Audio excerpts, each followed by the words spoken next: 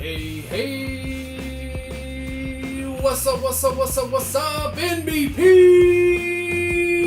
My name is Daltmick, and the world of NBP is not the way that it used to be. No!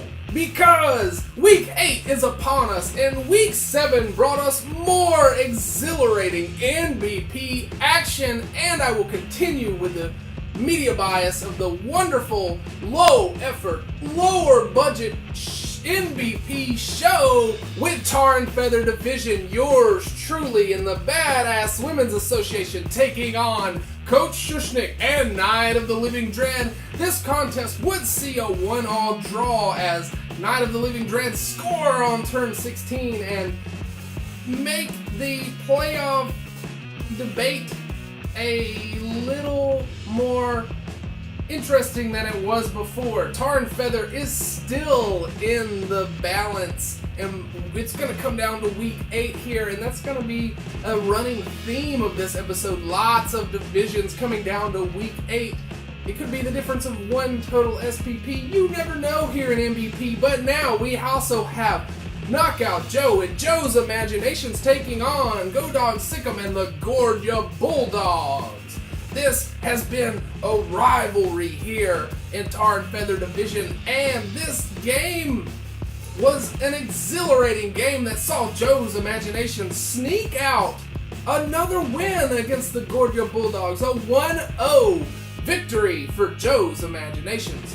Now, on to a division that's already locked up. That's Deep Dark Division with a two-time MVP champion, Demented and Cannibal Corpse, the confirmed undead team in a 2-1 victory against Bort and his Skaven team of A Sinking Ship.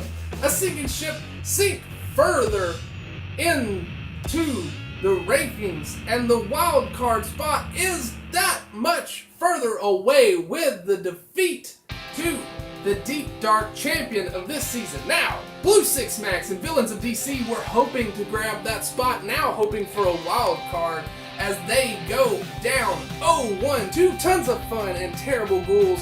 Terrible Ghouls getting attacked by a fly here. Oh man, it's almost time for flies.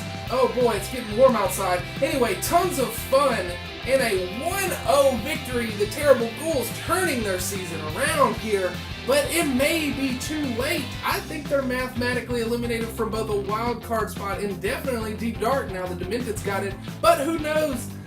Maybe miracles can happen here in Week 8, but I don't think so for tons of fun in the Terrible Ghouls. But there's always the postseason tournaments for that. Now to Saltworks, another division in shambles. It was almost decided from the beginning of this second half, but now it's anyone's division. Midway in the Zorn School Zealots against the Kitchen Raiders, coached by DK, and it was a glorious 2-all draw. That was an amazing game. Quite an amazing game that came down to the wire that puts Saltworks divisions once again in the balance here. Now, Johnny Mao and Johnny's Rottens, another team that was looking to secure Saltworks. It was pretty much ordained, either he or Midway, and they just could not put it away as a 0-1 defeat against the gorgeous ladies of Blood Bowl and Roaring Dark. It's a 1-0 defeat, and it puts the league, once again, it puts Saltworks in the balance. It's anybody's. We're going to need Week 8 to decide who grabs that spot out of AFC. Stick around for Dr. J at the end of the show, who will give us the wild card hopeful of AFC. But that's the current events there in AFC. Now over to NFC. The Euro side of the competition, Ancient Empires was secured by Rocky is Back. Last year's finalists, the Warpfire Stones, grab a 2-1 victory over Kamikoze and the Stormstad Silver Horde. Commissioner Cozy is just on the brink of insanity there, as he desperately needs points to make it to the Nuffle Challenge Series. In fact, Week 8 is the deciding factor. If he does not win in Week 8, he will not be 500. It could be Commissioner Cozy's first ever losing season here and he looks to grab those final 2 points to prevent that.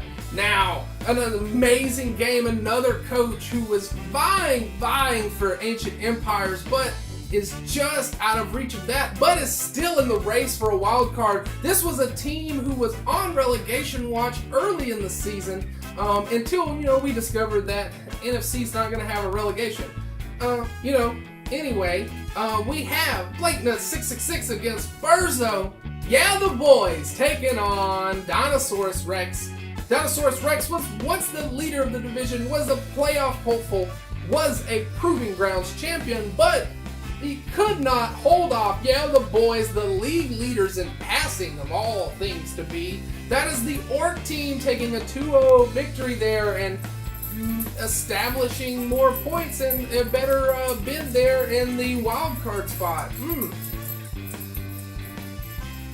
NFC is a little more decided than AFC, especially with Beheaded Kings also being decided. Being decided by the league first place overall, and that is Afro Chef and the Super Street Fighter Elves versus Legend T. Legend T was looking to get Beheaded Kings, but all but out of the running early. Still was needing points for that wildcard spot, but I think they're now mathematically eliminated as the Street Fighters take a 2-0 against the Scarface Scavengers. So, in SS teams, I guess the Super Street Fighters are better than the Scarface Scavengers at a fight. Who knows? It's Blood Bowl, though. That can always change. Now, a NFC coach of the first half, a coach we've spoke about several times on the show, Bong Hines and the Lauren Rockets against Josiah Frost in Game of Knowns. This was the highest scoring game of the week, one of the highest scoring games in NBP, I would say. There's not too often that you see 7 total touchdowns as the Game of Knowns score 3, but the Lauren Rockets just edge it out with their 4th touchdown, taking a win over the Halfling team and being in the wildcard hopeful spot once again. A great coach, you can't count him out just yet. It's going to come down to the wire for those wildcard spots here in NFC. Again, Dr. J will give you those later in the show. But before we do that, we're going to move over to Old World Division puts Wheelie 365 against Prime Sinister. 2 spectacular coaches, but Boom Boom Shake the Room continue to shake the room as they shake down the Fun Guys for a 3-1 victory here and make this matchup here in the Old World Division even more complicated, especially after Jonah and the Rainforest Queens fall to my co-host Dr. J and the Grim Reaping Institute. Grim Reaping Institute wins that one 2-1, and Jonah had it all but secure, but a late season slide has changed the dynamic and the whole landscape of the Old World Division, and it's going to come down to the line between Wheelie and Jonah. We just don't know. Week 8 is needed there. Who knows? One single Vanity Pass, one total SPP could be the difference between the Knuffle Challenge Series and those consolation postseason tournaments. But there's still 1 week left to play. So, with the fate of NBP and the Knuffle Challenge Series hanging on in the balance, we're going to put a pin in that one and we're going to promote the World Cup right now. That's right, Cyanide is hosting the Blood Bowl World Cup once again, and we have a chance to qualify here at NBP. We're going to be hosting those qualifiers at the end of this season, and that's going to be a special tournament all in all. Pretty much everything but Dev at that point is going to be on hold because the World Cup is something that doesn't come around very often, and this is an amazing opportunity for all of us as coaches to grow as well as NBP to grow. So if you do have interest in that World Cup qualifier, please let us know. I will disclaimer at that. You will have to have, if you get a ticket from Cyanide, you will need a PC to be able to access, I think, a maximum of 6 games, they said. You don't have to buy the game, they'll give you a Steam code, and it's going to be fresh teams, I believe. But to get a qualifier, to get a ticket there, you got to play in our qualifiers. I just wanted to promote that, but I believe that covers everything here. Stay tuned, keep your eyes peeled for a GFC Grapevine. We may just get another one of those here pretty soon. But without that, to give us a rundown of those wildcard hopefuls recorded midweek, that's my co-host Dr. J for the second time on the show. So without further ado, take it away, Dr. J.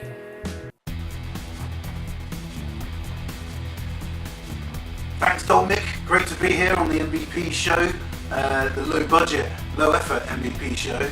Here for another week's roundup for the wildcard hopefuls. I'm fantastic Dr. J, and I'm here to give you the rundown for who could be in for a wildcard position from both NFC and AFC. This week, after week 6 matches, we see some changes in the league leaders, and therefore changes for the wildcard hopefuls. Coming all the way from the UK in not so sunny Bristol, I'm fantastic Dr. J, and I'm here to give you that rundown. So starting with NFC this week, we have in third position, we have 3 coaches who are sharing joint position for that spot, all with 5 points apiece. We have the Boys, coached by Blake Nutt 666. We have the Lauren Rockets, coached by Pong Hines, and the Game of Gnomes, coached by Josiah Frost, all sitting there in third place with 5 points. It's quite close in the NFC with regards to the wildcard spots, because again in second position we have 3 more coaches battling it out to try and push their way for that wild card, and they're all sharing 6 points. First we have Scarface Scavengers version 2, coached by Legend T. Boom Shake the Room, coached by Wheelie 365, and the Stormstad Silver Horde, coached by Commie Cozy. It's so close in the NFC with regards to the wild card, because sitting there in first position, who was leading his league but now leading the NFC wildcard hopefuls spot, is Dinosaurus Rex, sitting with 7 points, coached by Berzo 1985. All could change still in the NFC. There has been some upsets in the matches, causing things like league leaders to be bumped down for the moment, but with 2 matches still yet to play, things could change. Moving over to the AFC, we have in third spot with 6 points, Villains of DC, coached by Blue 6 Max, and the Kitchen Raiders, coached by DK.